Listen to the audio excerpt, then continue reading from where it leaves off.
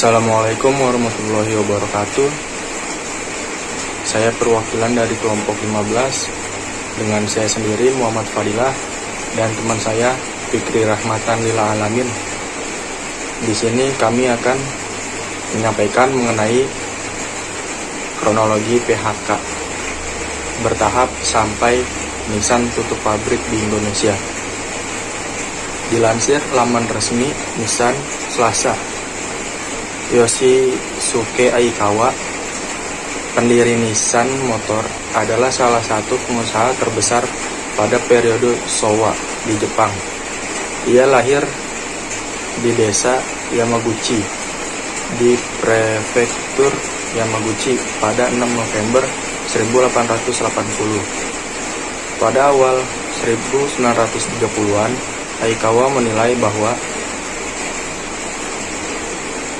itu merupakan waktu yang tepat untuk mendirikan perusahaan di Jidosa Seizou Kaka di Yokohama pada 26 November 1933 yang dibangun bersama Nihon Sangyo. Pada pertemuan pemegang saham pertama 30 Mei 1934, Jidosa Seizou Kaka berganti nama menjadi Nissan Motor Co. Ltd. karena menjadi anak perusahaan yang sepenuhnya dimiliki oleh Nihon Sangyo. Itulah kelahiran Nissan Motor. Namun, efisiensi Nissan berimbas pada penutupan pabrik di Indonesia.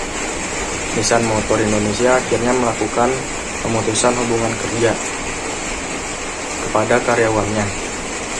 Jauh sebelum keputusan Nissan menutup pabrik di Indonesia, perusahaan telah mengantisipasinya dengan melakukan PHK karyawan secara bertahap sejak akhir 2018. Hal itu diketahui dari Ketua Umum Pimpinan Pusat Serikat Pekerja Otomotif Mesin dan Komponen, Herianto, yang mengatakan PHK dimulai kepada karyawan kontrak yang kemudian tidak diperpanjang. Saat itu jumlah keseluruhan pekerja Nissan lebih dari 1.000 orang. Para pengunjuk rasa membakar ban di depan pabrik mobil Nissan di Barcelona, Spanyol. Mereka memprotes keputusan penutupan pabrik sebagai imbas pandemi COVID-19. Tidak hanya pabrik di Spanyol, tapi Nissan juga memutuskan menutup pabrik di Indonesia.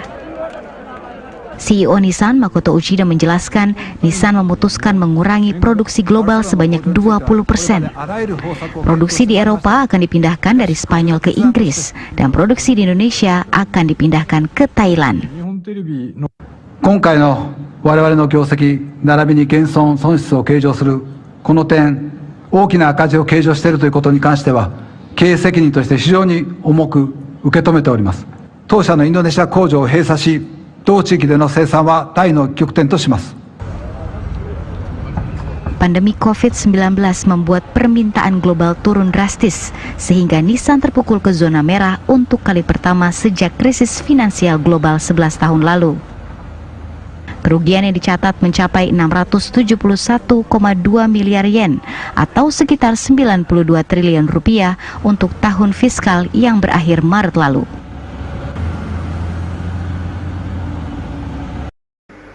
Pemangkasan karyawan terus berlanjut sampai awal tahun 2019. Saat itu memang Nissan memutuskan tidak lagi memproduksi mobil merek sendiri kecuali Datsun. Produksi mobil Nissan yaitu generasi baru Livina pada Februari 2019 kemudian dipindah ke pabrik Mitsubishi Indonesia. Jumlah karyawan lantas kembali berkurang hingga tersisa 300-an orang untuk difokuskan memproduksi mobil Datsun. Tidak lama kemudian, Nissan mengumumkan berhenti memproduksi merek Datsun di pabriknya pada awal tahun 2020. Kabar Nissan akan menutup pabriknya di Indonesia kian mencuat. Tiba pada waktunya pengumuman, Nissan tutup pabrik di Indonesia diumumkan pada Kamis 28 Mei oleh CEO Nissan, yaitu Makoto Uchida. Mengutip data gabungan industri kendaraan bermotor Indonesia yang disebut Gaikindo, Datsun diproduksi Nissan terakhir kali pada Februari tahun 2020 dengan jumlah 20 unit. Head of Communication NMI Hana Maharani menjelaskan, bila perusahaan mengalami situasi cukup berat dan pengumuman penutupan pabrik merupakan keputusan berat bagi Nissan. Ini adalah keputusan berat yang harus diambil perusahaan. Kesejahteraan karyawan terus menjadi prioritas kami. Kami akan melalui proses ini dengan penuh hormat kepada setiap individu, ungkap Hana. Seperti yang diketahui, pabrik Nissan Indonesia tutup permanen karena keputusan prinsipal. Padahal sebelumnya pabrik Nissan yang berlokasi di Jawa Barat itu berencana dialihfungsikan dengan memproduksi mesin expander Livina dan mobil listrik merek Nissan. Namun seiring dengan keputusan prinsipal yang ingin memindahkan basis produksi ASEAN ke Thailand, rencana bisnis baru di pabrik Nissan Indonesia dibatalkan. Rencana baru prinsipal Nissan ini diketahui sebagai langkah global untuk menyelamatkan bisnis perusahaan di ambang kerugian.